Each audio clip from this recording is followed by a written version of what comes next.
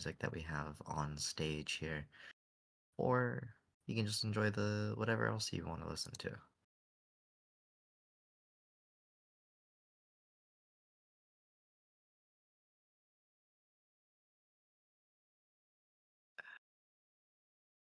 Um,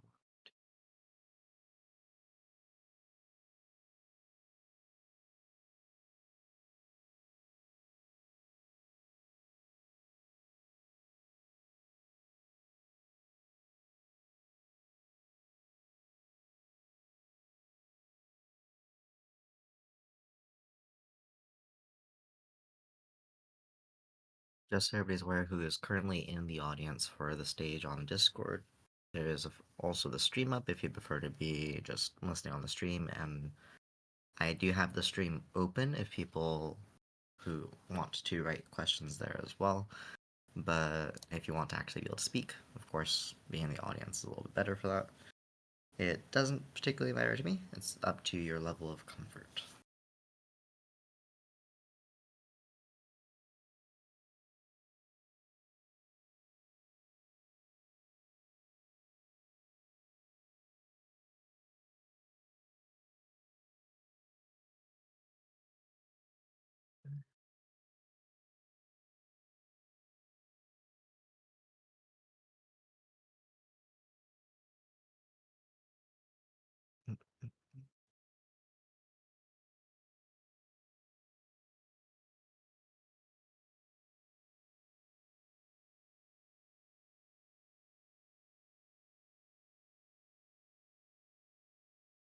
I suppose it is officially the time. So, it does not seem like we're going to be gathering many more people at the moment. And if we do, then people can just filter in. So, let's go ahead and get started. Thank you all for coming. Nice to meet all of you. I am RastaMusick. I am a professional coach. I've been coaching for about a decade now for a variety of people, both in and out of esports. And I'm here today to talk with you about how to structure growth and learning and what that means, and to go into a little bit more details about bridging the gap between casual play and competitive play, and also how to understand the function of improvement, how improvement happens, and how we can really capitalize on the functionality of improvement to improve better and in a more efficient fashion than what happens for a lot of people in who are already in the competitive scene, as well as for people who are out of the competitive scene who are trying to get into it. And so that that's where I'd like to talk about, as well as before that, one thing that's important for improvement is, which is goal setting. So I'm just gonna get right into it, and once I'm doing it, I may call upon people for some volunteers for a couple of things as we go on later down the line. And then at the very end, there'll be time for questions. So stick around if you want to ask questions. In the meantime, though, the initial thing to talk about is when we look at improvement or really any type of wanting to be successful in one way or another, a very important thing for that is setting our goals.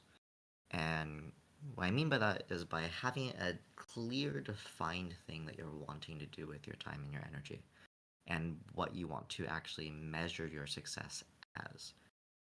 This is important because different people who, even within the competitive scene, who will join, will have different goals in mind for themselves. Some of you might be joining into the competitive scene, for example, just because you want to have the experience of competing with other people and growing and learning and being in that environment, right? And some of you might be saying, I want to play at LAN and, play on the world stage and be successful in that way. And some of you might say, I don't want to go into co-ed at all. I just want to compete in the women's scene. And that's where I'm limiting myself. I want to be as good as I can within the scene that I'm playing in. All of these are legitimate goals, and there are many other types of goals that you could have along the course of what you want. And all of these are fine and legitimate. The important thing is understanding what your goal is. The reason this is so important is because with goal setting and understanding honestly what we want to do, we can then set an actual path to measure what we're doing and how we're going about it towards that goal. For someone who's aiming to go, for example, to LAN in the pro scene for co-ed, that's a very different goal than somebody who's just trying to get as good as they can, but never intends to play at LAN. Both of those are still improvement paths that you can set definable milestones that you can measure. The thing that we're trying to avoid is having it be just getting better in general. The issue with getting better in general is that it doesn't provide us with any definite point at which we can really feel successful necessarily because it's so nebulous. It's not a concrete idea. It doesn't have any point where we can say, oh, I'm 20% of the way there, I'm 30% of the way there. I've made it this far along towards this path because getting better is infinite. There is no point in which we will stop improving if we are putting effort towards improvement. Because perfection is not really possible, but we can always try to get closer and closer to it over time. As a result, it's very, very important when we talk about wanting to improve and wanting to get better and setting our goals that we talk about it in ways that we can genuinely feel like we have decided on something that is attainable and that has an end point. That way, when we achieve it, we can look at pursuing other goals, but we also are able to track our progress. This allows us to avoid some of the most common problems that people experience when it comes to setting nebulous goals of burning out or feeling like they aren't ever really getting there, which is a very common problem that I've experienced when coaching people in the who are in competitive scenes who put this idea forward for themselves that the end point is perfection or the end point is just always better. And so once you've had the honest discussion with yourself, this isn't even something you necessarily need to share with anybody else, but you just have the honest discussion with yourself about, okay, what I want to do and what I want to get out of this experience is this specific thing. From there, you can go, okay, because I want this specific thing, this is how much energy I'm willing to put into making this a priority for myself. And once we understand our priorities, we can then measure it against the other things in our life. Because the reality is, we're all people who have a bunch of stuff that we want to do in our lives. And how much weight we put to them can also affect how much time and energy that we put to them and what we're willing to sacrifice in order to get there. The reality is that no matter what, if you're putting time into this, you're sacrificing at least your time and energy. And there may be cases where you're prioritizing it over other things, or you can just say honestly to yourself, I don't prioritize this enough to be willing to sacrifice these other things that I'm doing in my life in order to achieve it within this certain time frame. Which isn't a bad thing or a good thing. It's just an honest assessment. And having these honest assessments for ourselves allow us to look at these things more fairly, communicate with ourselves more fairly, and also allows us to communicate with future or potentially current teammates honestly. And by being able to have these discussions, you can then meet people who are more like minded to you. And it can avoid some of the frustrations that I see with teams that have people who come together and then just have wildly different definitions of what success is and the kind of conflicts that can happen as a result of that. And if we're able to talk honestly with each other about it and be, hey, this is the level of priority that I have for me. Is this level of priority that you have for you? And does this match up well? And then from there, it's a lot easier as well for everybody involved to work together in a meaningful fashion towards those goals. That's just the initial thing is like make sure that you understand for yourself what your goals are. And then when you're looking at having the team environment, you can talk with your teammates and get on the same page with each other. Now, on to the next thing, which is the competitive experience versus the casual experience. This is going to be talking a little bit about bridging the gap as well as kind of the differences in the experiences overall for the environment that we're dealing with. In the casual scene, if you're freshly entering into the competitive scene, then you're looking at things are going to generally have more structure as far as wanting to have scrims, set times for practice, and all of that. But something that's less talked about is the concept of you are essentially trying to play catch up with everybody else that you're competing against. In the casual scene, that's not quite the case because you're just playing to have fun, and so there's not really that goal of measuring your success necessarily against all of these people who are much more experienced than you in terms of winning a tournament, for example. That may seem like an obvious thing, but it is an important talking point because oftentimes what people can feel is or wonder is how do I manage to catch up to people who have been playing for 2,000, 3,000, 5,000, 10,000 more hours than me? How do I catch up with somebody who started, 2 years ago when I'm starting this year? And with that, there is the reality that right now, today, you're not as experienced as them. And you will never catch up in terms of just raw, sheer experience. That's okay. That doesn't mean you can't catch up in terms of skill.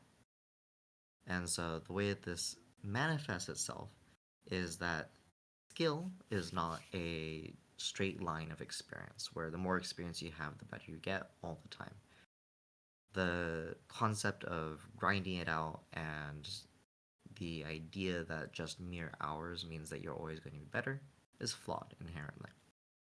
And we can handle some of the gap by simply putting more effort in a efficient and effective method for ourselves towards improvement, which I'll talk about later.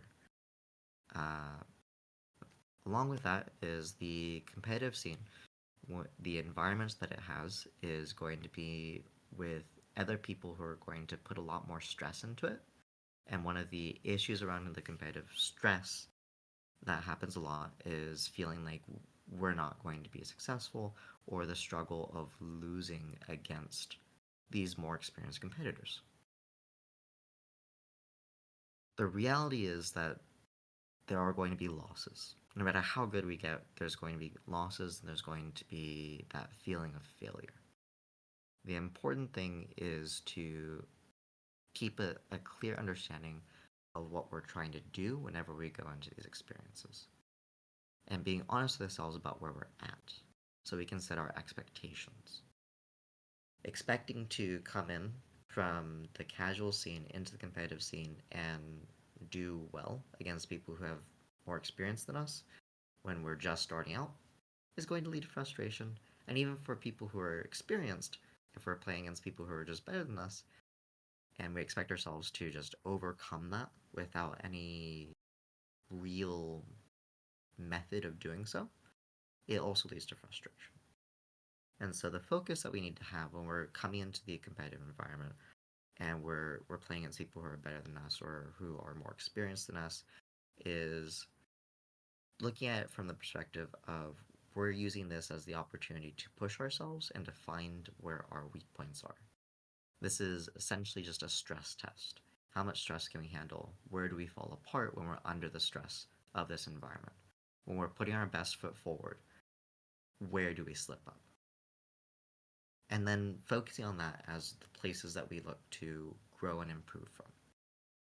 Everything should be from the perspective of, okay, I'm coming into this with the understanding that I'm behind and I'm using this to try and accelerate my growth forward by being able to have an environment that tells me where my growth needs to happen.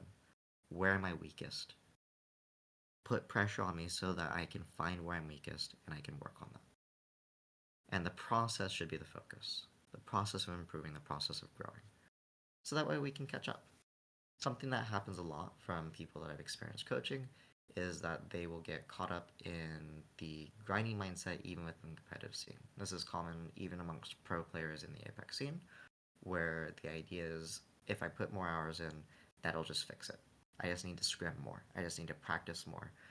And So when you compare that to something that is actually more process oriented, where you have a better understanding of your improvement and you have a better system in place for yourself, you will end up accelerating yourself faster and you'll end up catching up to these people because they're not going about it in a way that actually works over the long term. They're going about it in a way that often leads to burnout, and that's something that I'd like you all to try and avoid is burning yourself out. When we look at competitive players and their view of things, the way that they do things is not always the best, and it's not always going to be, even within their play, the best way of doing things. We can learn from the things that they do, but we can't just take everything wholesale.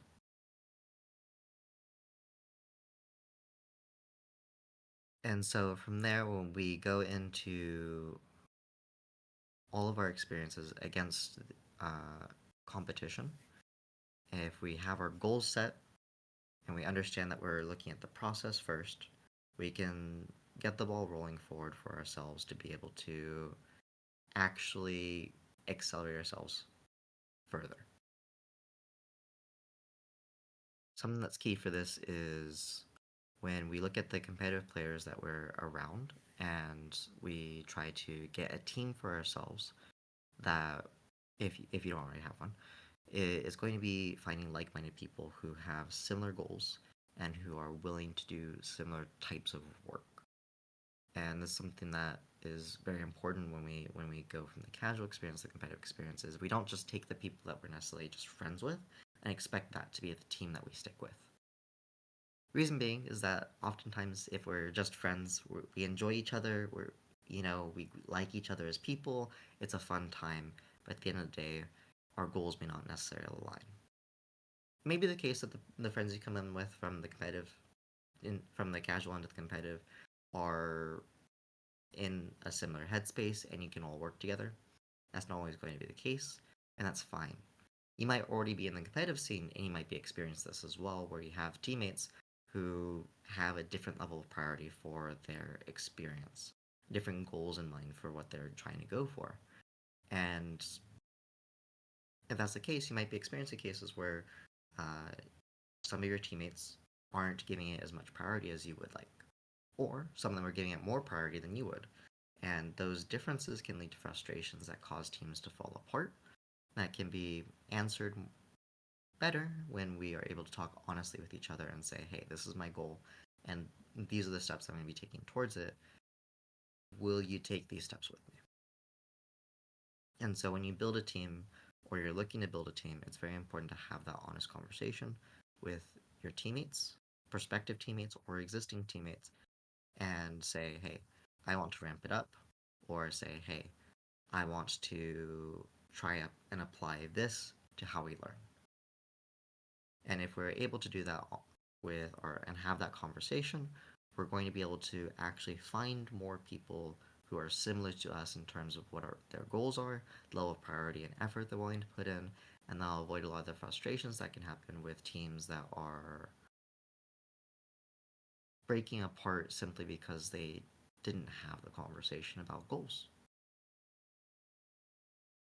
Similarly, for there are other teams that fall apart very early on because they have some bad experiences, and that is something that can be more easily avoided if everybody's on the same page about understanding that uh, unsuccessful scrims or unsuccessful tournaments and such will happen as you go through the learning process, and that's not representative of your potential, it's representative of where you're currently at, and that can be frustrating to accept.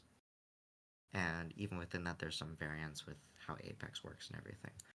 But the key of that is making sure that we go into it the mindset of no matter what this represents for where we're currently at, it's not where we're going to end up.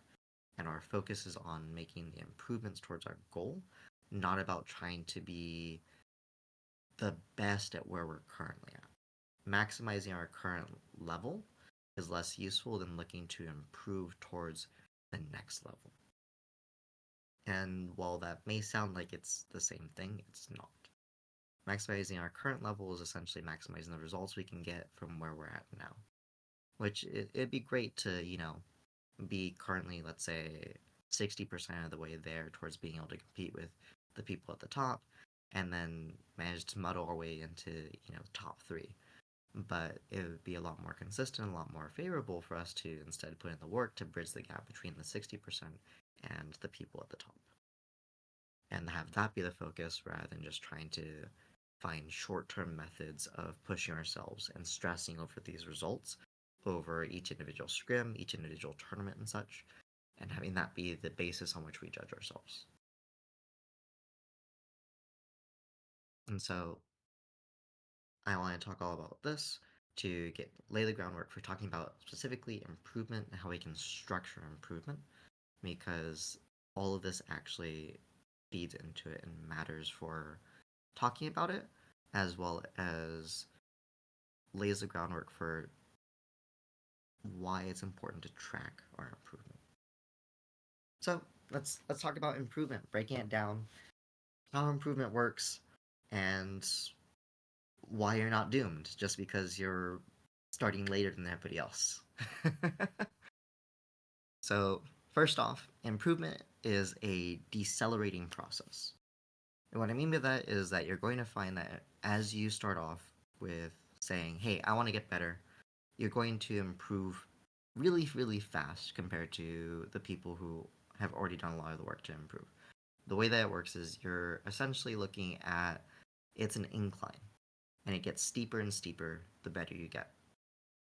So when you're first starting off, it's really easy to make vast improvements because all the improvements you need to make are pretty simple. When you're first starting off with Apex, learning how to jump properly, learning how to wall bounce, learning how to aim your gun from a very basic level, all that stuff can be improved very, very rapidly. It doesn't take a lot of effort to go from 0 to 2 or 0 to 10.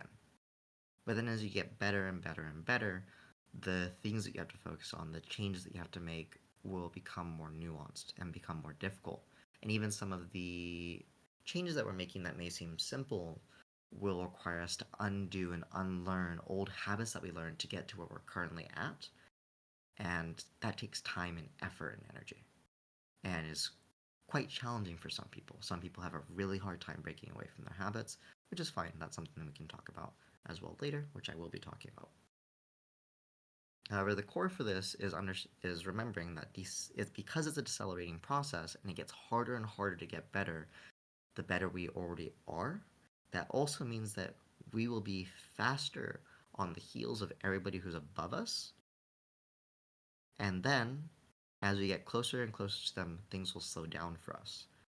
But if we have a system for it in place, for making sure that we are actually using our time well, it'll counterbalance the fact that they started ahead.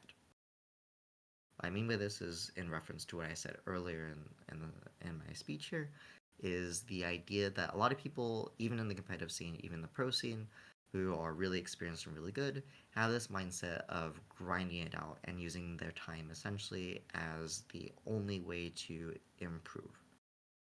And the idea that you just burn time and time burnt equals improvement and success is a very old way of doing things. Even for traditional sports, this is a case for a lot of older coaches saying you just gotta go out there. In esports, there's also this similar thing of, oh, you just gotta put in another 200 hours, and that will lead to you bridging the gap. If you just follow the same methods as the people who have just grounded out, it's going to be a lot harder for you to catch up to them because you're just doing the same thing. Instead, what we can do is we can make sure that we understand that time spent is not equivalent to time spent well. When we go into wanting to learn and improve, we want to actually target things to improve on. When we go into our practices, it should be with a focus on trying to actually build the healthier, better habits and unlearn the unhealthier and weaker habits that we've built up to where we are now. And the core of this is that we're trying to improve the floor of our gameplay, the baseline of our skill, by improving our habits. When we improve our habits, we're improving what we do when we're on autopilot, essentially. There's a lot of conversation about autopilot and the flow state, that can happen if you do research into learning or you talk with people about gaming. And the reality is that autopilot and flow state are the same thing. They're just two different ways of saying it. Usually people say autopilot when talking about something negative, and flow state when they talk about somebody with really good habits and talking about it in a positive way. But the reality is both are the same thing. Flow state is someone really good with really good habits doing really well with their good habits. Autopilot, when people use it, they're talking about, oh, they have bad habits that they're falling back into, and so their bad habits lead to them not being successful. The reality is, both of these are just you doing your habits. So how do you go from autopilot from flow state? Get better habits. That's all it is. And the way we can go about doing this is when we go into our practice and we go into learning, we go with the focus on looking at our habits and the things that we do and saying, okay, I have a habit of doing this for this aspect of my play, and I'm going to work on fixing this bad habit and making it better. I have a habit, for example, of pushing when I get a crack on somebody and I crack their shields, and that's not always the correct choice. I tend to forget my environment, right? I lose track of the other people on the team, and I end up focusing on this one person that I'm shooting. And so I get caught out a lot. How do I improve that habit? Well, there's quite a few different ways. One of the ways might be that when we get a crack, we take 2 seconds to make sure that we reorient ourselves and track where the other members of that team is before we decide to push forward or not, right? The answer is variable, but the key is making sure that we identify the thing that we see as the bad habit and we work to replace it with a better one. And we can do that when we go into all of our practices and all of our time spent practicing. We can say, okay, this practice I want to focus on improving this aspect of my gameplay. The reason that's so important to say I want to improve this aspect of my gameplay rather than going into your practice just saying I want to spend time getting better at playing is so that we can actually have a conscious effort towards fixing the habit. The reason this is important is because conscious effort to fixing the habit is how we build new ones. It starts off with consciously saying, this habit that I have, this pattern of behavior that I do, I want to fix. And then when we go into our games, actively thinking and spending energy to try and fix it. Something that happens with this, though, that leads to some of the frustration that people can have is that when you are actively trying to learn and actively trying to improve your habits and get better with things, that takes a lot of your attention and mental energy away from the rest of the gameplay that you have.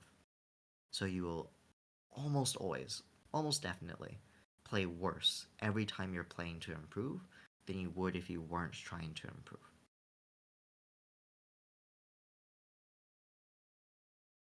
This can be very frustrating for a lot of people because then, you go into your practice and you go into a scrim and you're working to improve and then you do your improvement and then well shit, I played into this game and I played so much worse than normal. Does that mean I'm just getting worse? Does that mean I'm not improving? No. The reality is that it's part of the improvement process. It takes a lot of energy and focus to work on things. And that means that the energy and focus that you'd normally apply to the other areas of your gameplay isn't there. There isn't that support that usually exists for those pieces. And so those mistakes, those other bad habits that you have will not be bolstered up by the split attention that you would give them. And so you'll end up just being a bit weaker in all of the other areas. This is true no matter how high you go or how low you go in terms of your skill level. And so when we're looking at improvement, we look at it from a process oriented perspective so that we can say, okay, I'm focused on this process of growing. And by applying myself in this way, I can continue to push myself forward, even though the results in the short term will be worse. And so, with structured improvement, what we enable ourselves to do is we enable ourselves to then take ourselves from where we're currently at, build new habits, and by building our floor better, we can push ourselves to higher in terms of our ceiling as well. Because our ceiling is just when we're really on a really good day, it we're just jumping up a little bit higher from wherever our floor is and reaching a little bit higher. And by approaching our improvement in this way, instead of approaching it from a just hours spent perspective, we're able to focus and hone in on things and actually improve them more rapidly. And allows us to catch up more rapidly to the people who aren't doing this. And that way, we can bridge the gap between, having just been plat, for example, or just been diamond last season, or masters, trying to compete with top season predator, trying to compete with TSM, you know, and really working to create a difference between who we were a month ago and who we are now. A key part of this to kind of combat some of the frustration that comes in with trying to improve in this way is actually keeping track of our improvement and taking notes of it and the work that we're doing. It can be very easy to lose sight of where we started and where we were when we don't take note of it. And so it's very important when you're going into this improvement process that you actually take notes and say, okay, I'm going to work on this aspect of my gameplay. I'm going to work on looting faster, for example, and spend several days or a week doing that and every day taking notes on where did you struggle with the thing that you're trying to improve on? Where did it fall apart? Where was it successful?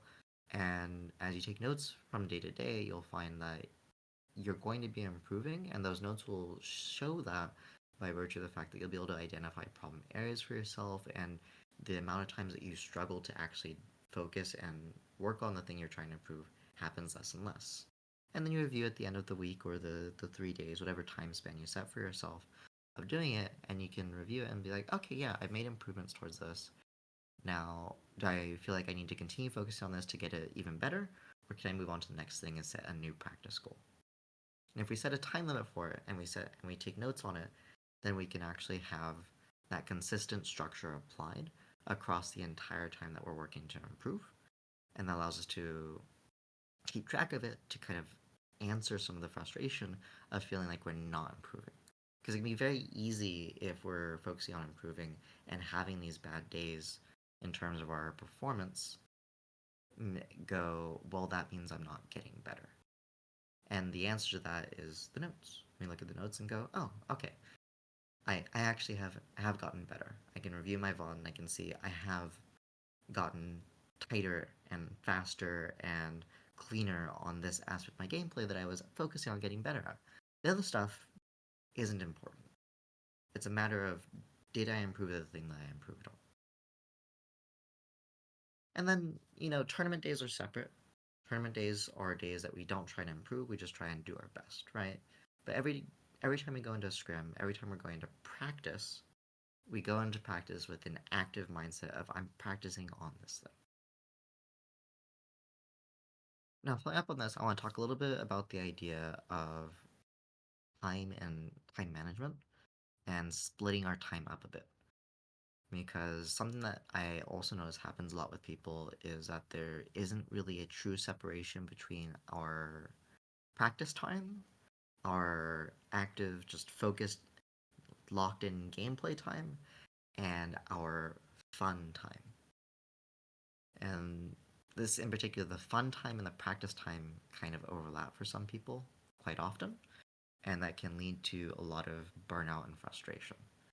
Because then, Apex is a game that we started playing because we enjoyed it, and now every time we try to play for fun, there's still that thing in the back of our mind saying, "Oh, we could have done better. Oh, we could have done this," etc., etc.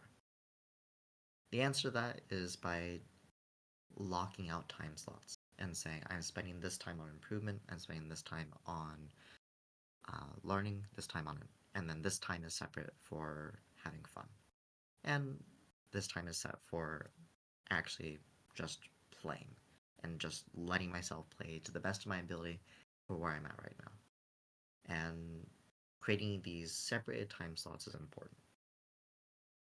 And what an important part of that is actually literally separating the time. What I mean by that is not just going straight from scrims into directly playing for fun. Set some time aside so that between scrims you take a break, 30 minutes or so, and get a drink of water, maybe have some food, get up and stretch, whatever. Just take your mind off of Apex for a little bit and let yourself transition from the more serious and focused mindset into a more relaxed one. This is true for game days as well. And true if you practice for game days, then it's true for practicing and the game time. The reason that's important to separate the time here is because that allows our brain to actually transition between the two states of the types of focus that are involved with learning and just playing, or just playing for fun and playing very seriously to try and be successful. These are different levels of stress on the mind, and these are different mindsets and levels of focus and levels of attention.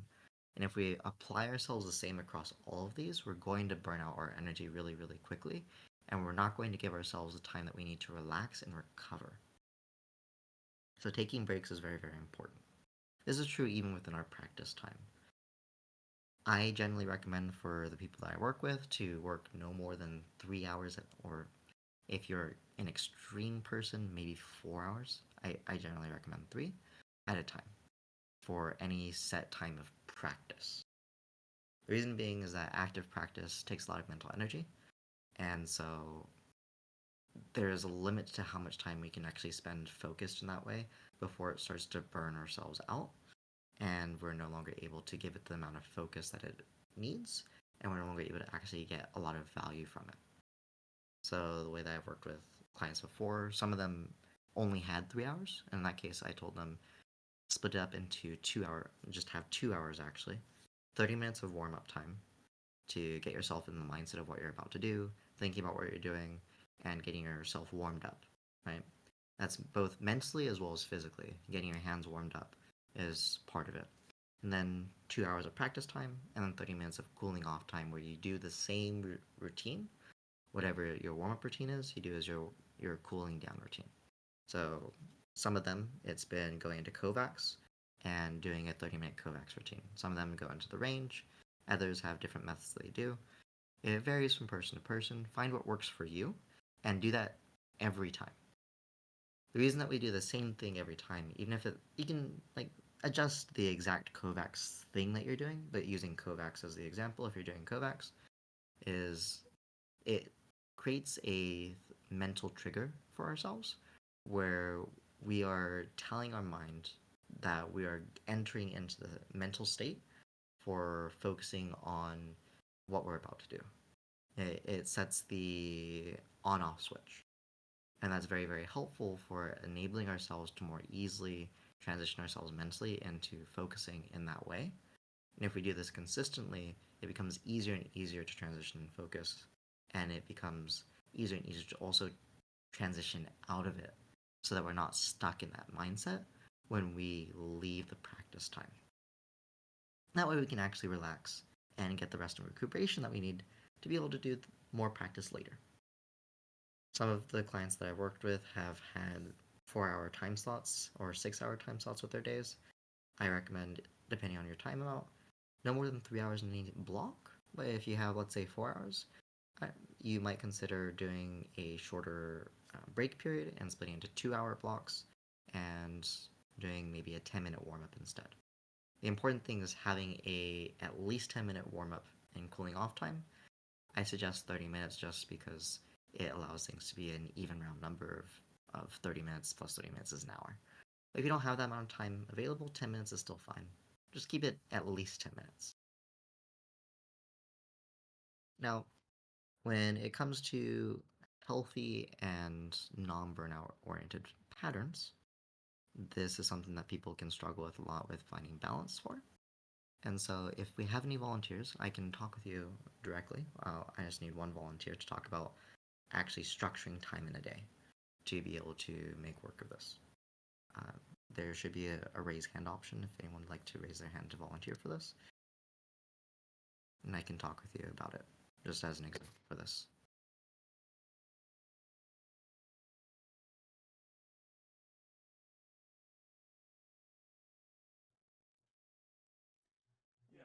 If not, I can, Angels, if you could come up, we can talk about it in more detail. I knew this was gonna happen. They hate me.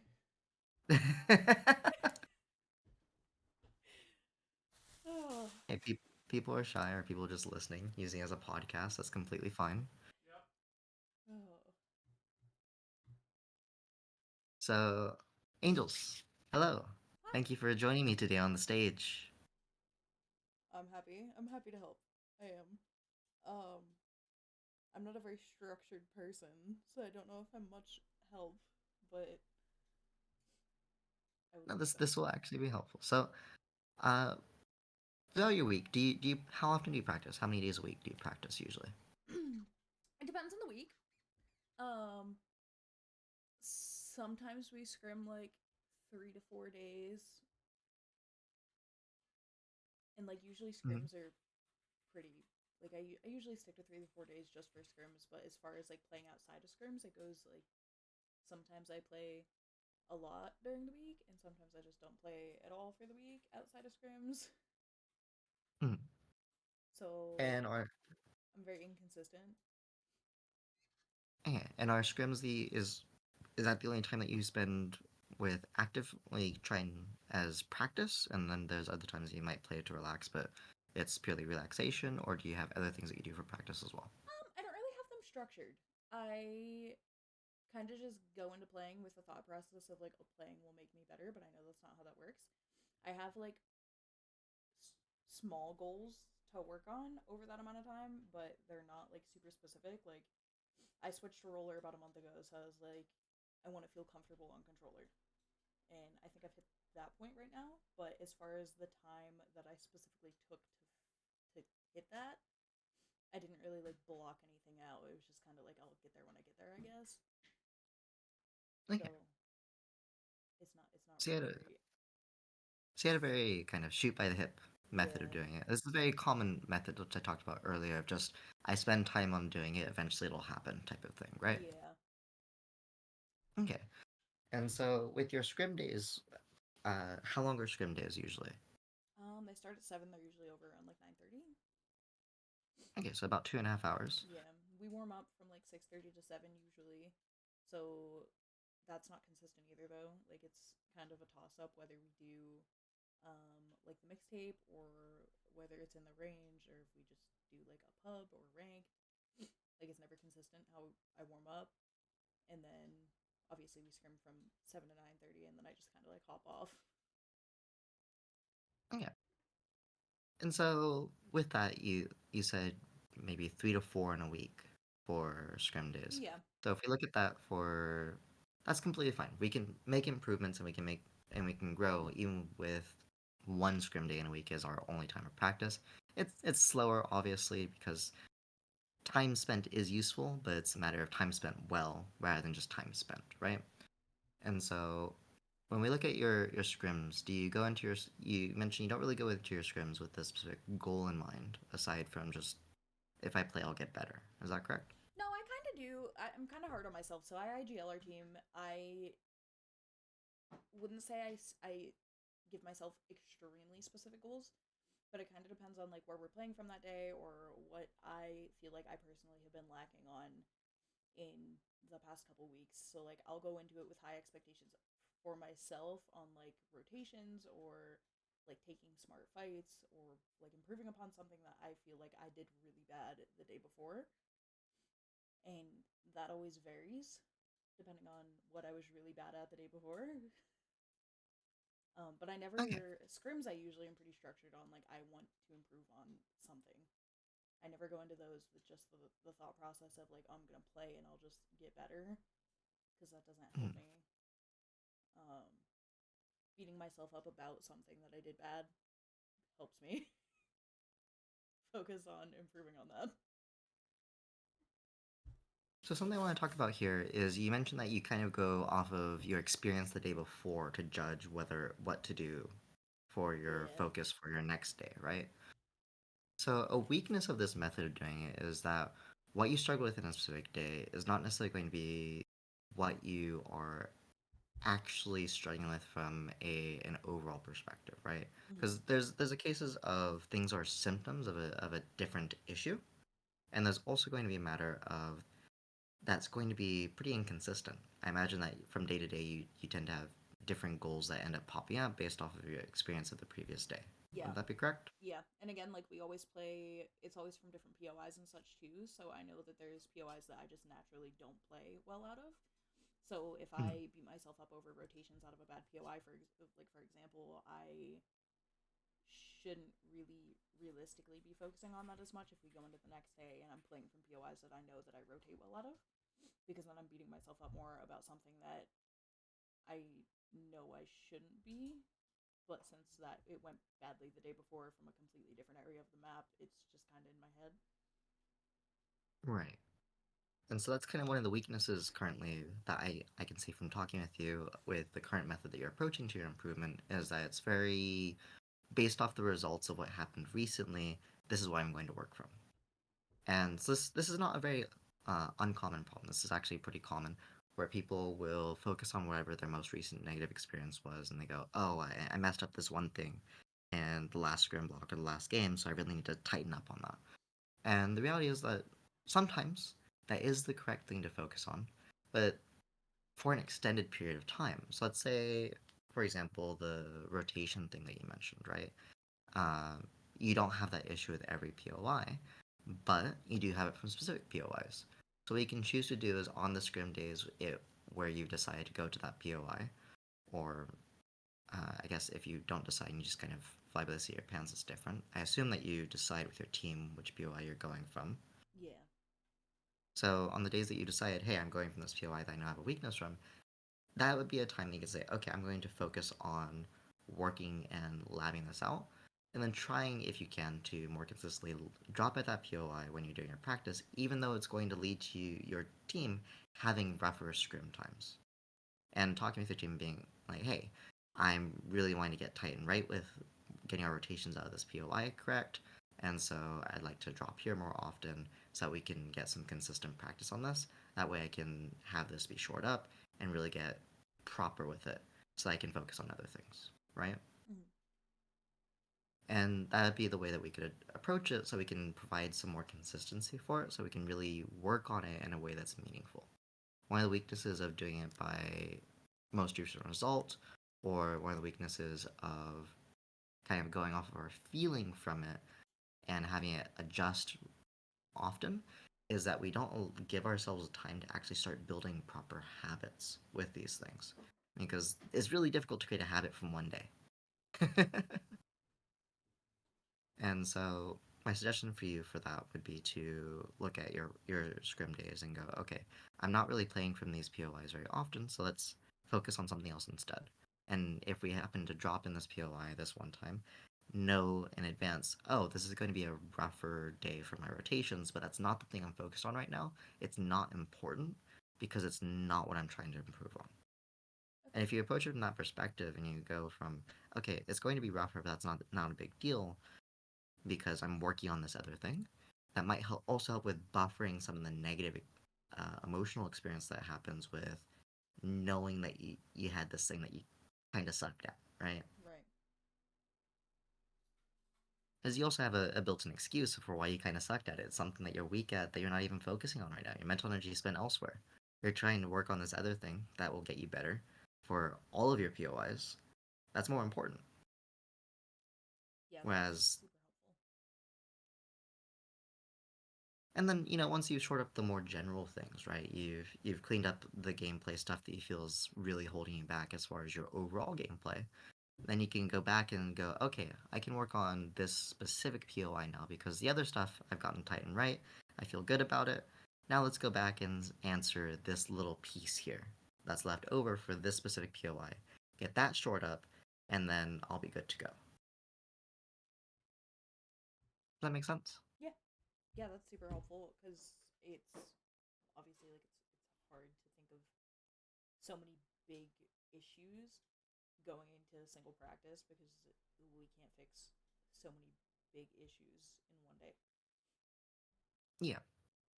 And so what I give to clients when I talk with them about coaching is I talk about working at improving aspects of gameplay based off of the time in the game that it happens.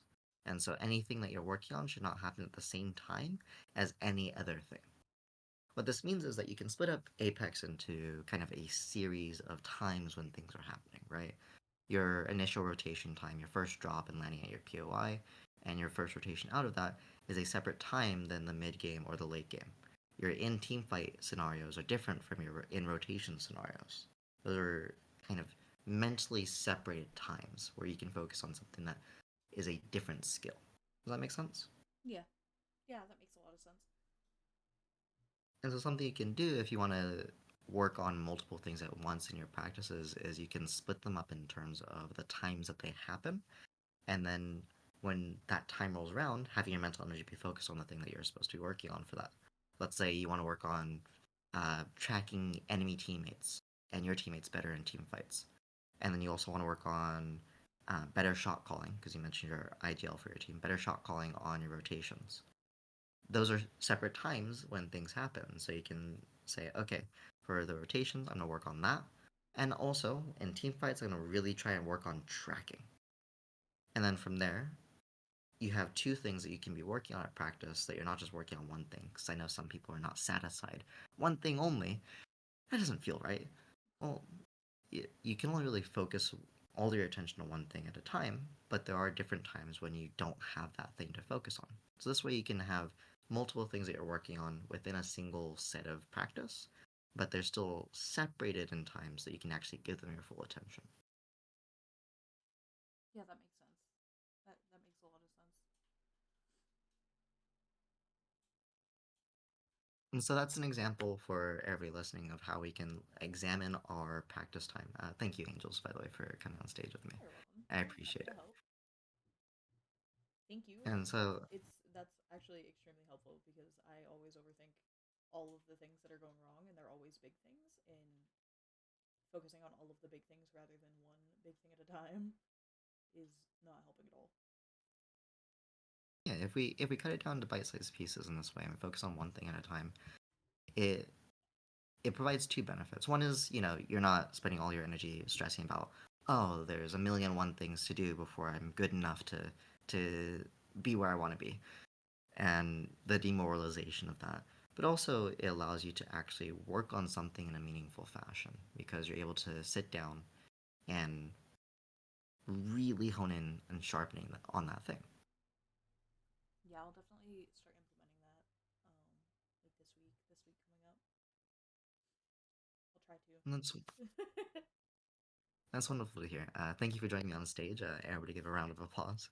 Yeah, please go back to your seat. uh, but yeah, so that's an example for everybody listening as well of how we can examine the way that we're approaching our practices, and we can try and limit ourselves and limit the scope, because the reality is there's a lot of things we can work on. None of us are perfect. We can always find more and more things to improve on. But we don't want to fall into the trap of splitting ourselves and spreading ourselves too thin, or splitting our focus. Our focus should be on one thing at a time to really work on those things, and we should have something that we can work on repeatedly over the course of multiple practices, because we want something that we can track our improvement on and work on repeatedly to actually unbuild the old habit and build the new one. At the end of the day, we are creatures of habit, and we are working to improve the habits that we have so that when we're going into a game day, we're not spending our mental energy stressing, we're spending our mental energy just playing. The less that we have to think about every aspect of our gameplay, the easier it is for that aspect of our gameplay to just function. The reality is, even now, at your current levels, there's a million and one things that you're doing that you just do. You're not thinking about actively, you just do it nowadays. And when you first started, you couldn't. And that will continue to increase and it'll spread to more nuanced things that are more difficult to really express or talk about, like understanding and paying attention to audio cues and tracking of ability cooldowns and making predictions based off of where they are to make predictions about where their teammates might be, things of this nature. and all the extrapolations and all of those things that can happen over the course of a single fight, that as we build better and better habits for ourselves, the other things become easier, and that enables our minds to process those things more easily as well. And so, by building up these better habits for our baselines, building up our foundations, and really stacking these building blocks of good habits together, it opens up the mental space to process the more advanced and greater amounts of information. More advanced pieces of information and nuanced plans, but also just greater amounts of information in general. Imagine when you first started out, if you were trying to IGL at the same time as figuring out how to loot. That by itself would be insane to try and do. Now for all of you, it's probably really easy to loot, but when we first started, it wasn't. A similar thing, right now it may be difficult for you to figure out and plan your rotations, but as you get more and more practice with it, those rotations will be simpler and simpler, and instead you won't be just doing your rotations, you'll be thinking about tracking all the enemy teams around you and making predictions about where their rotations are going to be, and making your rotations based off of their rotations to be able to make it take advantage of what you think is likely to happen based off of something happening 2 POIs over that you're making a prediction will be happening.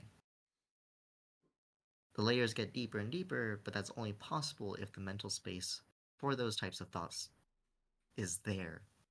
And that's what these habits enable us to do. And that's how we push ourselves forward. And that's how we can become more nuanced.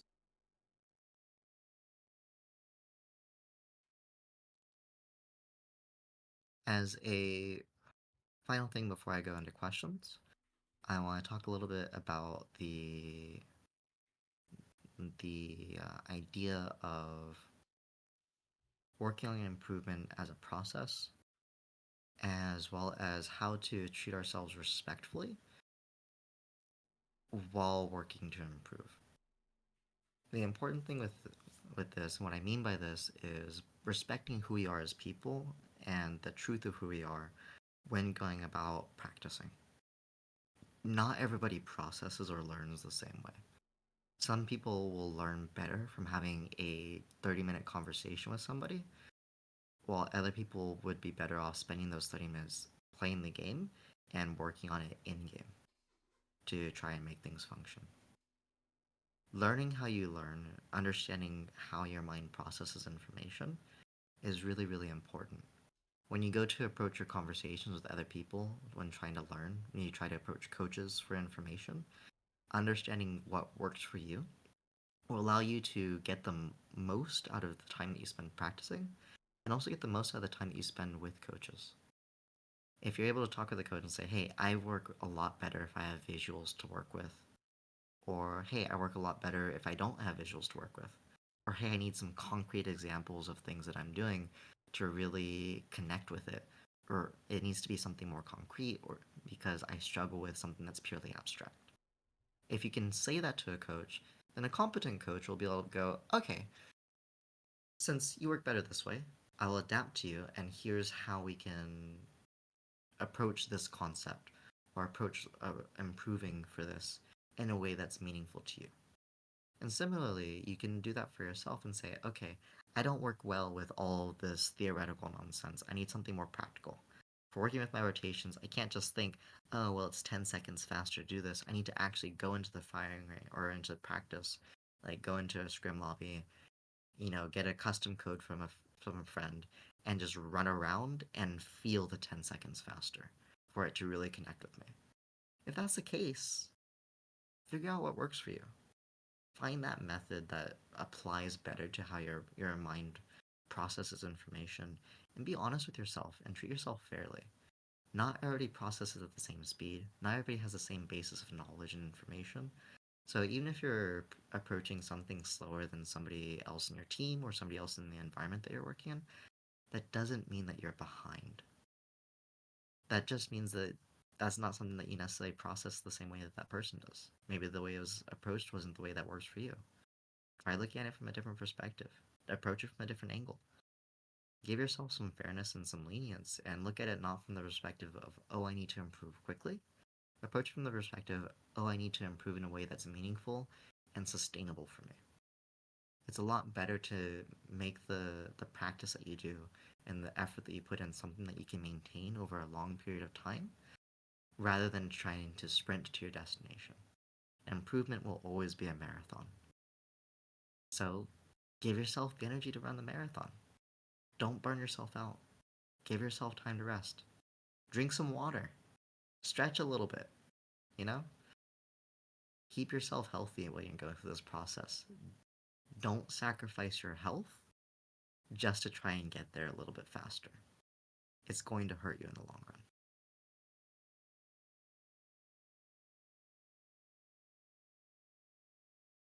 As a final note, before I go into questions, some of you might have already seen it, some of you might not have seen it already. I wrote up quite a few bits and pieces that are in the educational resources tab of the Discord, where I have shared some of my philosophies when it comes to improving learning and growth.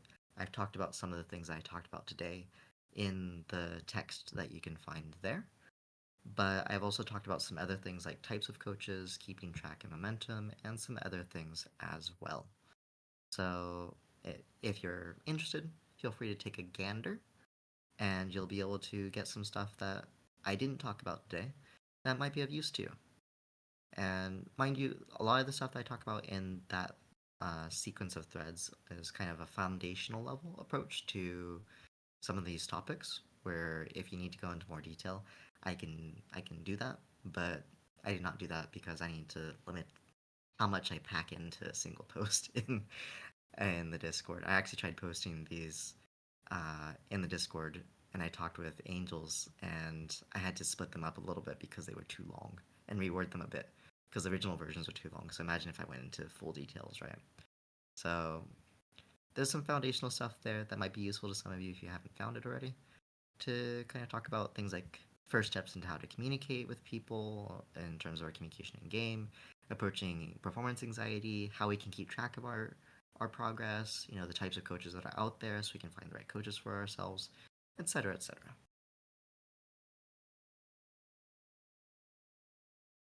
Now, it is now question time.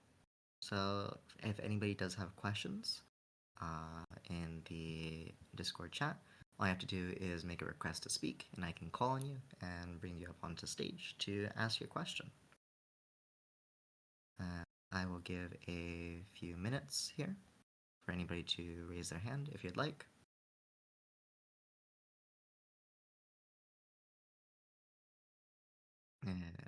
If you don't have any questions, it would be helpful to me as well if you could just say you have no questions in the text chat. And if everybody in the call says they have no questions, then we can call it there. Or if anybody on Twitch has any questions, feel free to share as well. I do have the Twitch open on in the background for myself.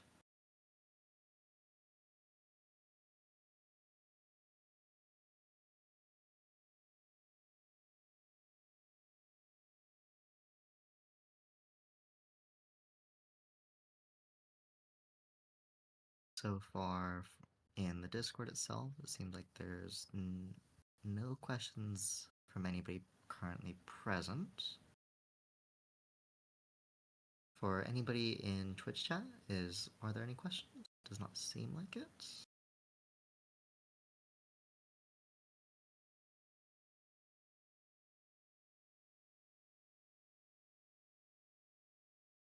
I'll give it a couple more minutes here.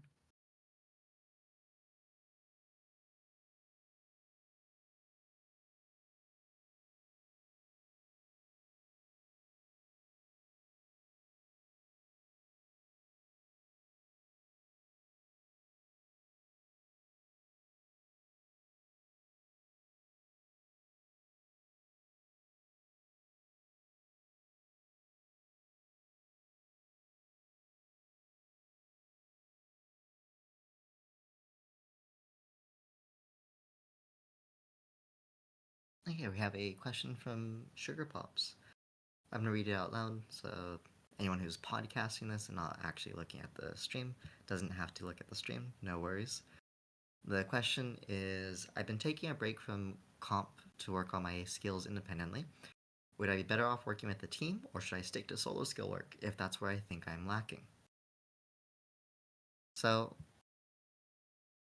with this, I guess one of the questions I have to ask you is When you consider solo skill work, are you thinking about only the skills that are applied to individual skills for yourself? And do you find that you're able to actually focus on them and work on them in your solo queue experiences?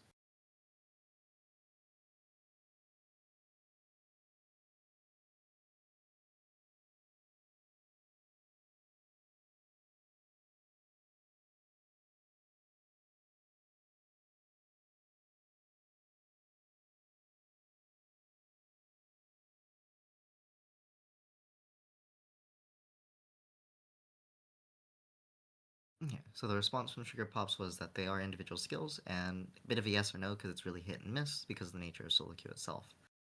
So, with the nature of solo queue being the way that it is, the inconsistency of it makes it kind of a struggle for you to feel like you can really focus on yourself and your improvement, right? That's what essentially you're saying. So, something that it can be worthwhile to consider is when we are putting in the time to improve ourselves. It doesn't mean that we're incapable of playing with teammates and being in the competitive scene. If anything, everybody in the competitive scene is working to improve themselves in this process. If they're not, then what are they doing? So it's up to you whether or not you decide that you are comfortable at this point to work with the team to get back into comp and to find teammates that are like minded. One of the important things for this is making sure that you know where your goals are and that you have your goals in mind. And you can say honestly, hey, I'm working towards my self improvement in this area, and these are the areas that I'm going to be working on for myself. And you can say that to your teammates, be like, this is really my focus. I'm trying to really push myself to get better. And you can ask your teammates, hey, what are you doing to push yourself to get better? And then what you can do is you can say, okay, you're working on this, I'm working on this. Let's try and support each other in this process. What can I do to help you for this, that, or the other?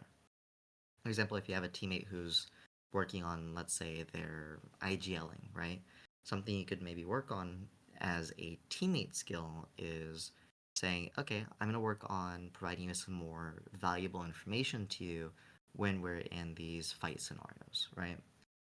And talk that out with them. And if you're working on, let's say, tracking enemy team while you're in the middle of a fight, they can work on providing you with that information, and that can help you to improve your awareness because they can give you the information, and then you can work on following up from that. Because there are going to be cases where the correct answer for a situation is a teammate should have helped me with this. And so one of the weaknesses of solo queue is your teammates aren't going to reliably provide you with the information and the baseline that you need in order to really be able to focus on yourself. A lot of individual skills do rely on some level of stability around you in order to function properly. Like, obviously, shooting better and such, there's some things that you can work on by yourself, but you can also work on that in the firing range for shooting, or you can work on all these things in the comp environment as well. If the only reason that you're holding yourself back from coming back to comp is because you feel like you're not skilled enough as a player yet, I think that's a bad reason to hold yourself back from trying to be in the competitive environment. If there's other reasons, different.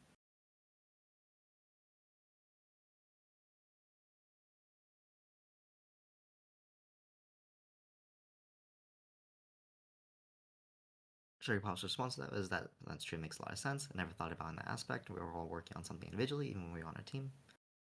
And so I think that answers your question. Uh, I see that Mikey is typing in the chat. Okay. So a question from Dynamike is: I tend to reach my peak in shooters, and pretty shortly after I lose all motivation and drive. Is there anything I can do to respark or stop losing my motivation and drive? Apologize for sucking at words. Don't worry about sucking at words. I understand what you're asking. It's a pretty quick question, and you worded it just fine. So, what you're asking about is you feel like you reach your peak very quickly and that you can't improve anymore. And then from that point, you just kind of taper out because you don't see much point in continuing to keep going because you don't feel like you have a path forward. Would that be an accurate way of describing it?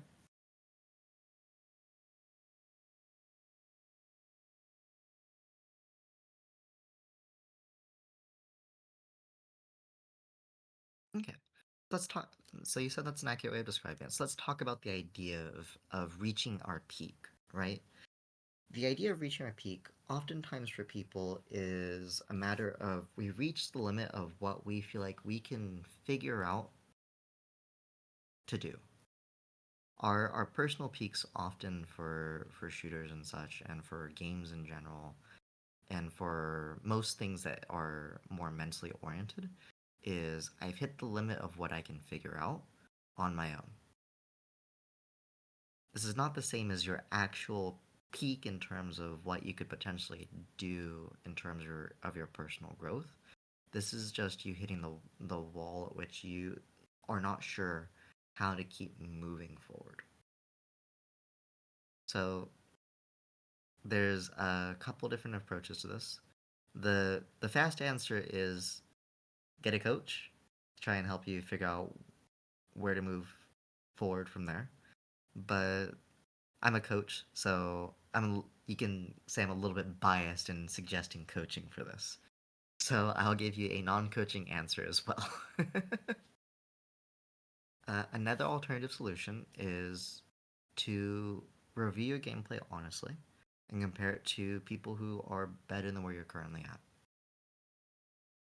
Because the answer for what is different between you and the next person is not just some physical limitation. And what I mean by this is it's not just a matter of, oh, their natural built-in reaction time is better, or their capacity to press the keyboard is just always going to be better than yours, and there's nothing you can do about that physical limitation. There are going to be things that are more mentally oriented about how we understand the game, how we view the game, our perspective on keeping track of pieces of information and such that can be honed on and improved. It might be a bit difficult to find those locations on your own without a comparison point, but what you can do is you can look at your own gameplay and you can look at where do things fall short for yourself. And if you struggle with that, look at a comparison thing that's not a lot better. Don't look at like a professional player. It's difficult to view that and see what exactly that is. Look at somebody that you look to as being maybe one or two steps above where you're currently at. Mind you, if you're in CC and like you're at the cusp of professional play, that might be a professional player. What I'm saying is if you're currently not um, at like profession, like entry into pro play level yet, and you're quite a ways away from that, or not on the cusp of it at the very least, then there's probably somebody a little bit closer that you can compare yourself to than Imperial Hal. Compare yourself to him, not very helpful if you're able to compare yourself to somebody who's two steps above you. Reason being is that someone two steps above you is not so completely outside of your realm of current knowledge and expertise that you can't actually see what they're doing differently. Something that can happen a lot for people when they compare themselves to people significantly better that have just a wider depth of knowledge that's even beyond the scope of what they know is that you can get lost in what they're doing and just think, oh, well, they're just doing everything better.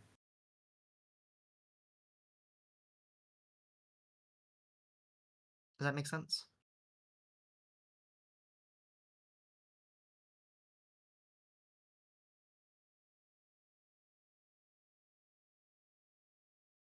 Then Mike said, yes, that's helpful. Do you have any follow-up questions to this, or would you like some pointers as to where to go from here? Some actionable points that you could work on?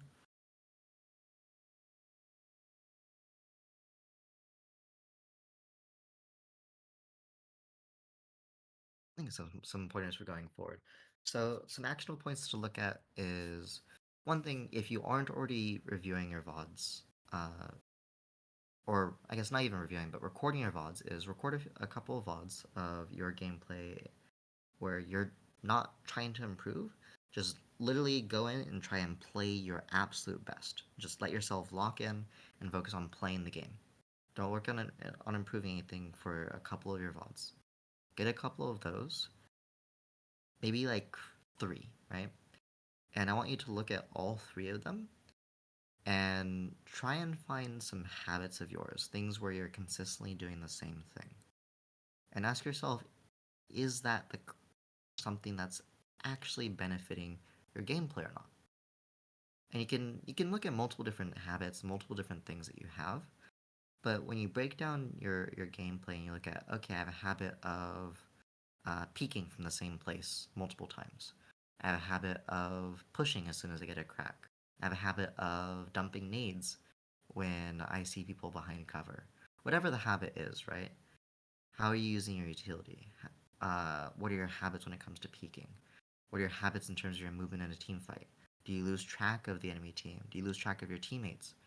If you break these pieces down and you break down the parts that go into playing the game and the parts that go into moving in a fight, you can start to break down your own gameplay and look at it from the perspective, okay, I consistently do this thing often, but is it benefiting me? If the answer is no, then you found something that you can work on. There you go. You haven't hit your peak. You have something actionable to actually improve on right there.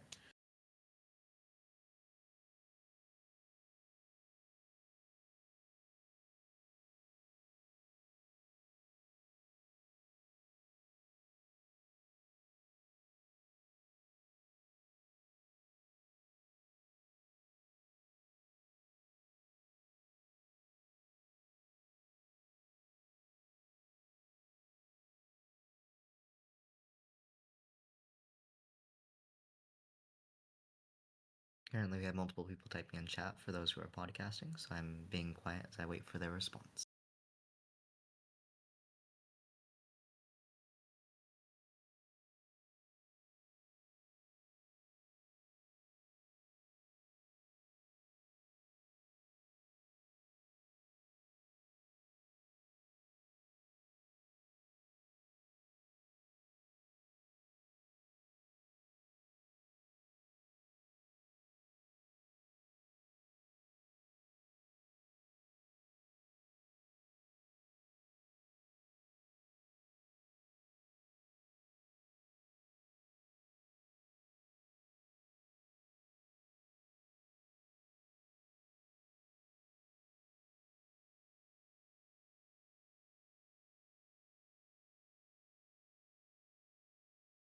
Okay, we have a post from Saber also following up and to provide support for answering one of the questions. I'll read Saber's response as well, so people who are podcasting can see what a fellow coach has said about it. Is Saber recommends to question absolutely everything down, right down to the timing, and ask why. There'll always be a reason when it comes to teams like TSM, Optic, New, LG, etc. to improve upon goals. It's easy to say you need to work on something, but what you need to do is ask how. Break it down into measurable goals. This will help you understand each individual aspect of the topic and allow you to check in on it to see how consistently you're performing the action correctly or identifying it. As a follow up to that, when we talk about measurable goals, we're talking about actual steps to improving it to where we're going from I need to work on this thing, and then also here's the new habit that I want to build from it to make it more functional for myself. And so it's a matter of saying, okay, this thing needs work to go from A to B, and why is whoever I'm looking at doing things the way that they're doing it? Why are they doing it that timing? Why are they doing it the way that you're doing it? You can just ask why about everything and look at it honestly, and then, okay, I'm going to work on improving on this aspect of my understanding of approaching this specific area.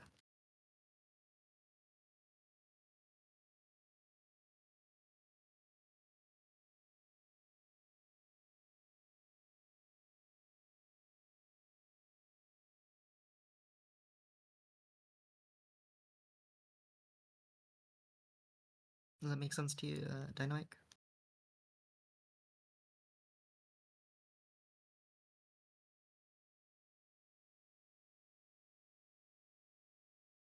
Okay.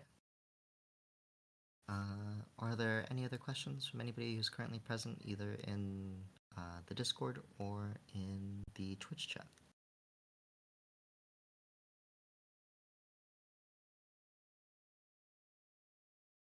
As a friendly reminder, there is no such thing as a silly or stupid question. Anything that you'd like to know, feel free to ask. I'm not promising to answer any question. There are some questions I won't. But if it's about improvement or learning or anything, I will be more than happy to answer.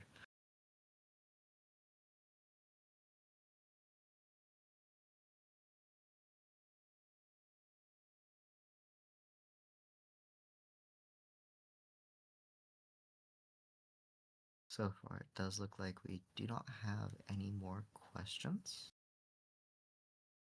Ah, we have another one from Dynamite. Any way to improve having the willpower to get on the game? Well, I guess this goes back first of to the initial question I asked you of what is your goal? Because if you don't have a goal for what you're doing, right? Improvement for the sake of improvement's sake, for some people is satisfying, but not for everybody.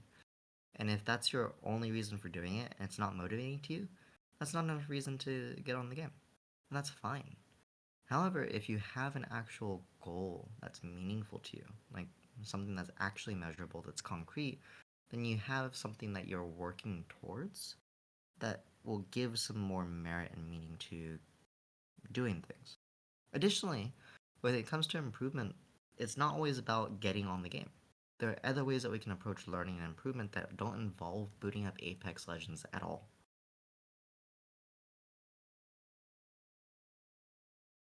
And so it may just be that there needs to be a balance. You might be burnt out right now. You might have spent a lot of time and energy playing the game and, butting your head up against this wall, feeling like you're not getting anywhere.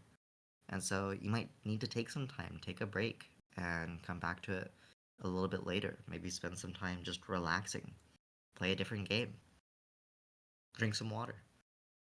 I recommend drinking water to everybody all the time, staying hydrated. But you might need to actually take some time, step away from Apex for a bit, play some other games, relax a bit, come back to it with a fresh head and say, okay, I'm coming into this with the goal of getting better for this purpose. I want to hit master. I want to hit predator, something concrete that you can measure for yourself. So you can say, I'm working towards this concrete goal to give yourself a reason to do it. Because it's difficult to maintain motivation if your whole thing is, well, I'm not as good as I could be.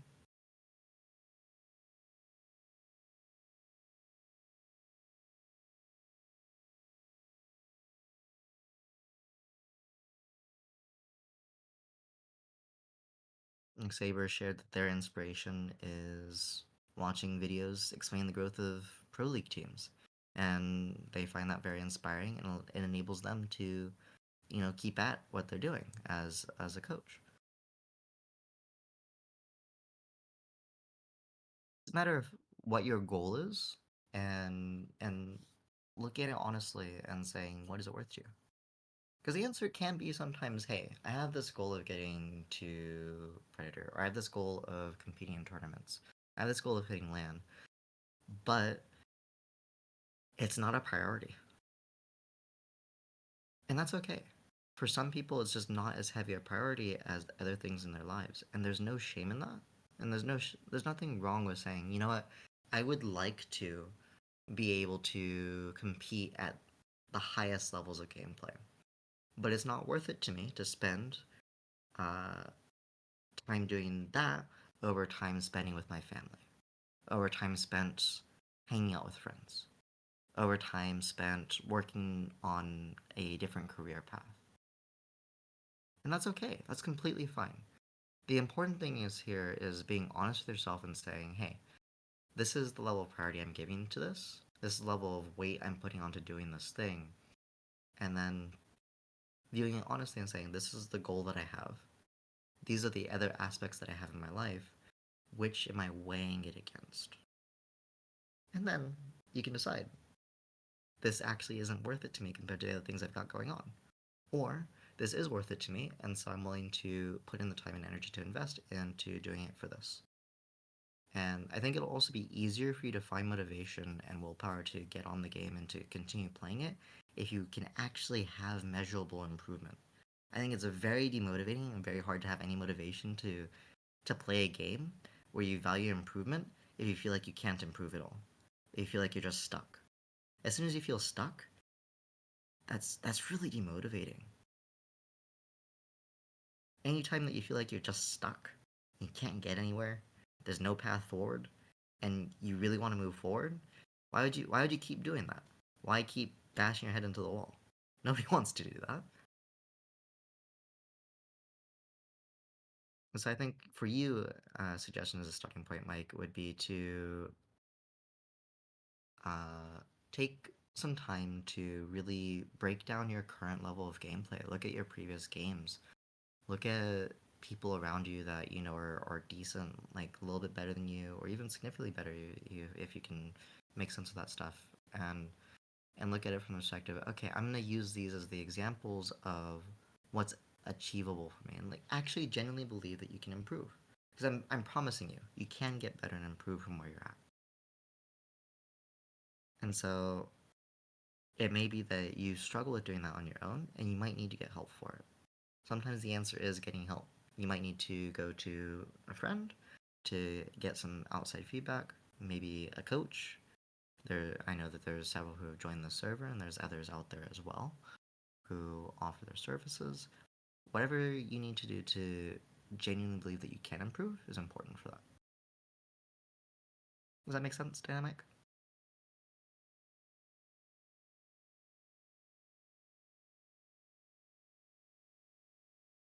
Okay, wonderful. I have a question now from Maisha. I might be getting the name wrong, and I apologize. Misha, Maisha,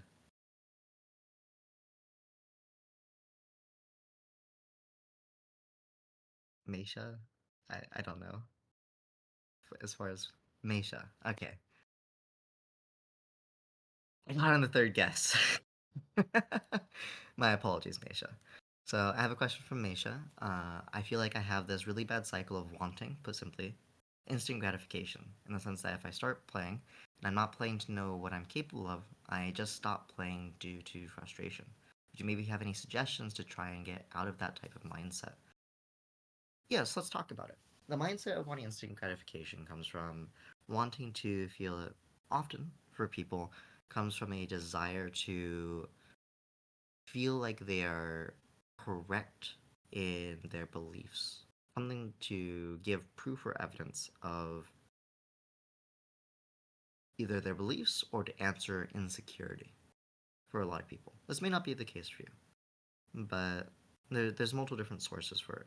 One could be to answer insecurities, one could be to prove oneself correct about things, and sometimes it can just be because it feels good to win.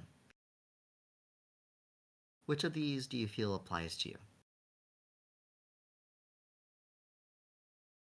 Or perhaps a different thing if it's a different thing?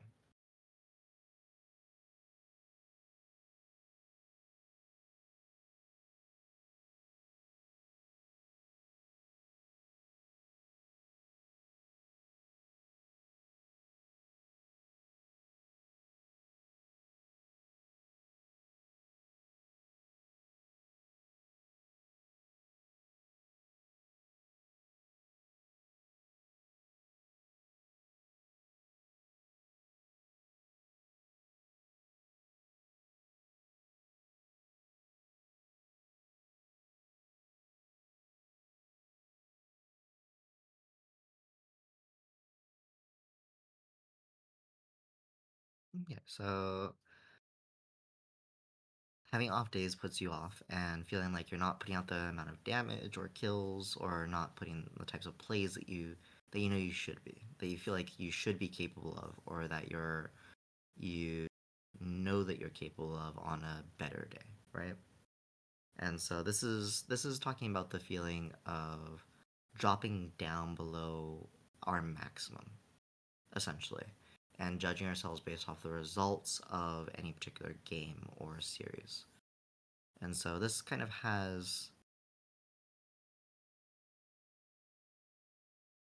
has something that it happens at every level of gameplay for everybody. So don't feel like you're alone with this. This is actually a pretty common issue.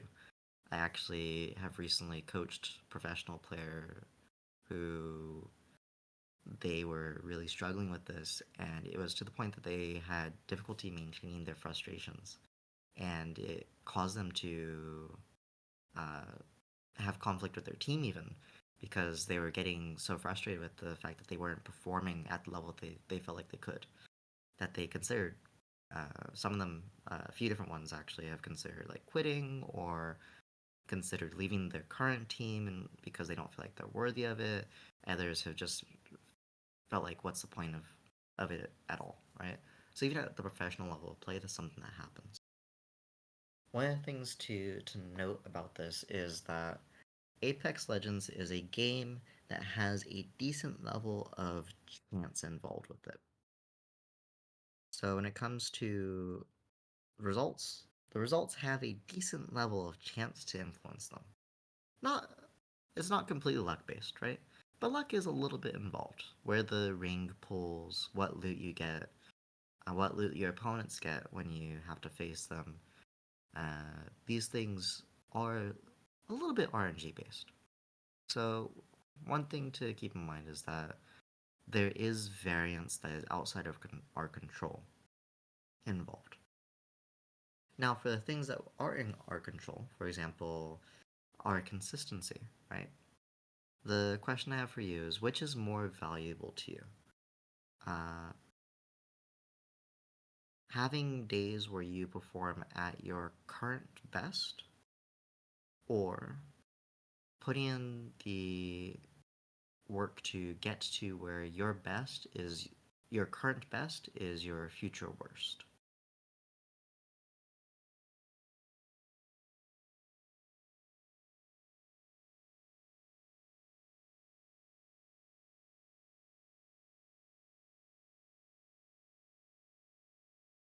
Ideally, where your current best is your future worst, right? And so from this, we want to view it honestly from the perspective: what is our actual goal with this? Is our goal to just be the best that we can be right now, or is our goal to keep growing and improving to the point that our our current level is a thing of the past? It's not even within our future worst. Where we're so improved over where we're currently at that our averages are better than our best currently, right? And so the goal here is progression. Saber mentions focus on progression to achieve perfection. I happen to disagree with this slightly. I don't think having perfection as the goal is healthy. Having concrete goals for yourself is important, and having improvement and progress as the focus is important. But perfection should not be the goal. Perfection is not a possibility for us and leaves us with a goal that is never ending in its nature, in a way that also leaves us without any measurable milestones. So I don't really agree with the perfection idea. However, I do agree with the focus on progression. So that helps with the overall, like, okay, I want to get better, adjusting my perspective to overall having a healthier view of things, right?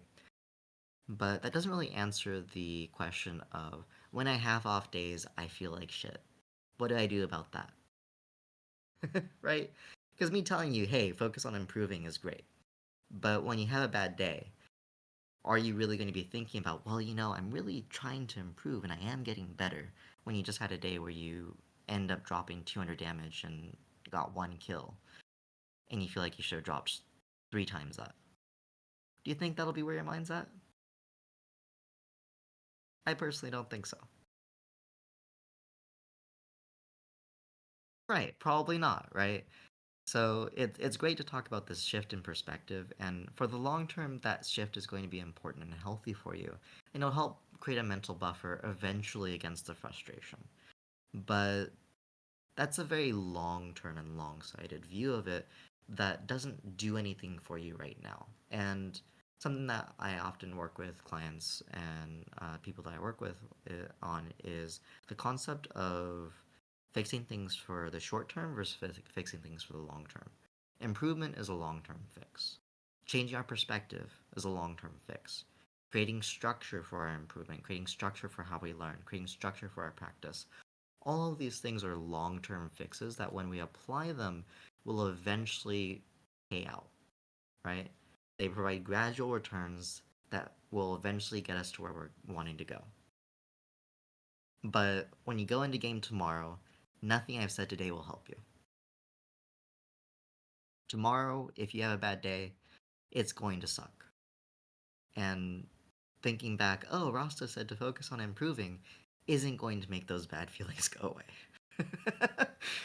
As much as I'd like to say, pip pip, off you go, you've had a change in your view of the world and now it's all better, it's a lot easier to say these things and to actually make the shifts in how we think. And it's not immediate. So let's look at the short term answers for some of these things. For one thing, I'm gonna ask you a question. Are you perfect? Right? You're not perfect. So you make mistakes. Uh, are your teammates perfect? They make a lot of mistakes too, right? You make a lot of mistakes. They make a lot of mistakes. You're all trying to get better. Would you say that the TSM is perfect? Imperial Hell, perfect. Any of these players? Urban, uh, his Watson, uh, any of these people? Perfect players? Any of them? Furholst?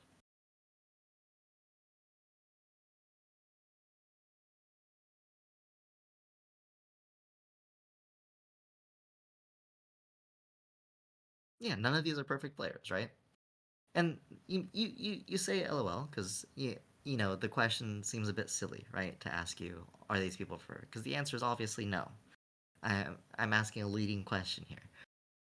But the reason I ask this is because, okay, so would you say that these players, though, that I've mentioned are way better than you, right? These professional players, more experienced, a lot more consistent, better players. Definitely. Okay. They still have games where they perform really badly. They don't put out as much damage as they should. They die. Sometimes they die on contests. TSM has lost contests to teams that they were otherwise stomping. They've had days in scrims where I've been present when Raven was talking about we beaten them in 18 out of 19 scrims where they contested us. 18 out of 19, pretty good record, but that does mean that they had one time that they lost the contest. That's strange. They're really good, yet they can still make mistakes. They can still lose these contests, even though they're really, really good. The best team in the world, arguably, right now. One of the best teams at the very least. So if you look at them, would you say that they're failures because they had that one scrim day where they failed the contest?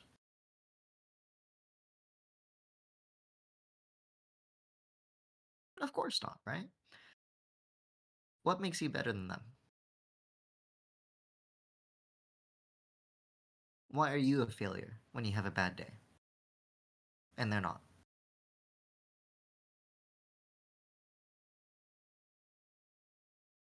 Why is the standard for you so much higher than the standard for them then?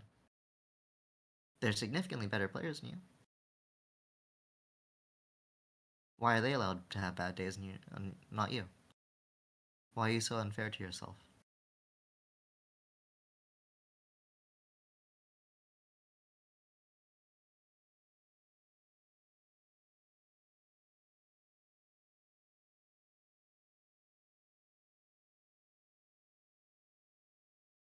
You're not sure. When I put it that way, it seems a little bit silly to judge yourself so harshly, right? It's like, wait a minute. I am being a little bit unfair to myself. The best team in the world has lost scrims to one of the weaker Pro League teams in a contest. Happened only like once or twice, but once or twice is still having bad days, having off days. There are days where these players make mistakes and don't perform as well as they should. Inconsistency is a thing that happens. Having days where you're not as good as normal happens. Judging yourself based off of your best, or judging yourself even based off your average, is unfair to you. Because you are not always going to be in the state and condition that you need to be to perform at that level. Additionally, there are other factors. Did you get useful guns? Did you get aped by a team while you're in the middle of fighting another team? Were your teammates having off days and they didn't provide the support that you would usually have? And so they kind of slipped up a little bit, you kind of slipped up a little bit, and things kind of collided. There's a lot of factors that feed into the results that happen. And so when we look at the results to try and judge ourselves and we go, "Oh, I only did 200 damage. Oh, I did 400 damage less than I normally would have in a game." Or, "Oh, I didn't get as many kills." This, that, and the other. We look purely at the results, and we don't take into context what happened in the game, and we don't view it from the perspective of, okay, is this really just me having a bad day and performing badly? We're not viewing it in a way that actually views the reality of it. There is a lot of variance in Apex that is outside of control. We can control ourselves, and that's it. We can control the information and the communication we feed to our teammates. We can control our gameplay. We can't control our teammates' gameplay. We can't control their comms, how focused they are. We can't control the enemy teams, how locked in they are. We can't control the guns that we get, or the shields, any of the loot, actually. We can't control the ring pulls. We can't control whether or not this other team decides to wrap through zone behind us to randomly grief us when they had a different rotation they could have done.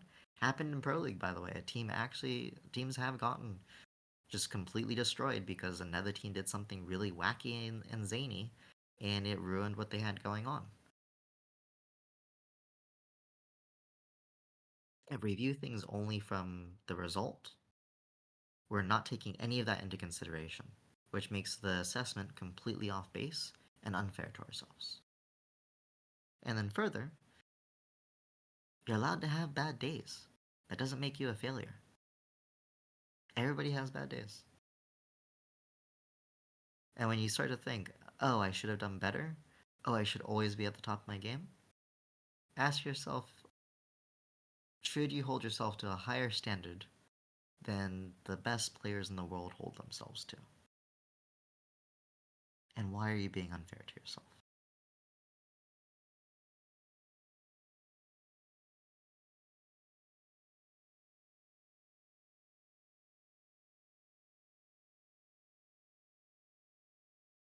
Does that make sense?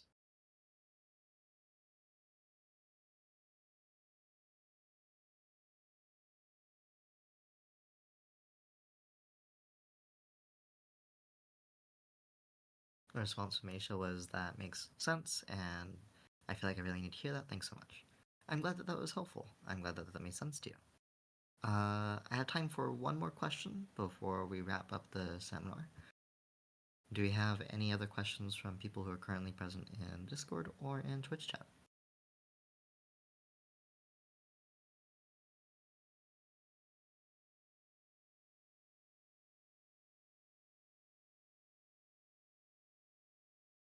It looks like we do not have any more questions from people inside the call here. So, last call for Twitch chat. Any Twitch chatters with a question? I'll give it a minute.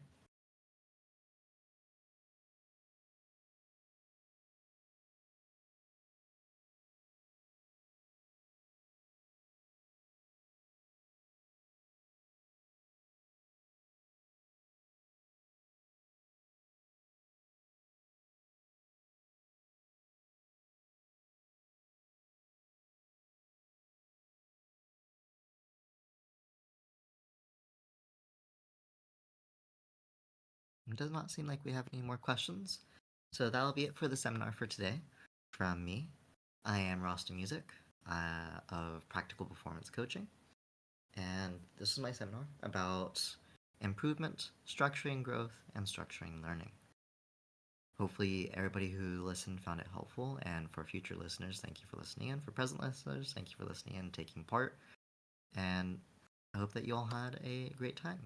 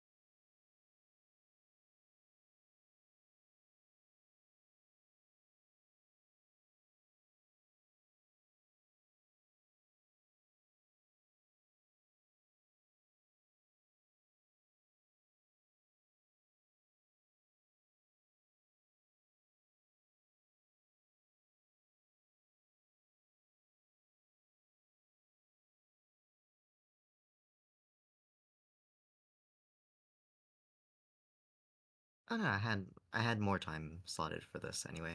I predicted an hour and a half with you just so that we could get a rough ballpark. By the way, the coach next week is actually in Italy. His name's Luke. Uh, yes, yeah. But yeah, he and I are friends. So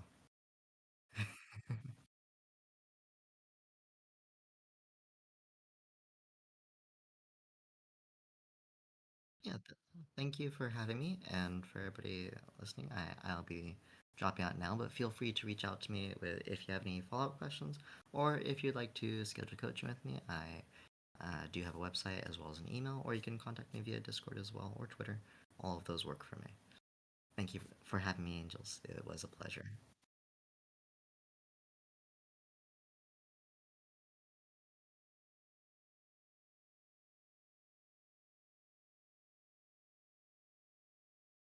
Take care and good night.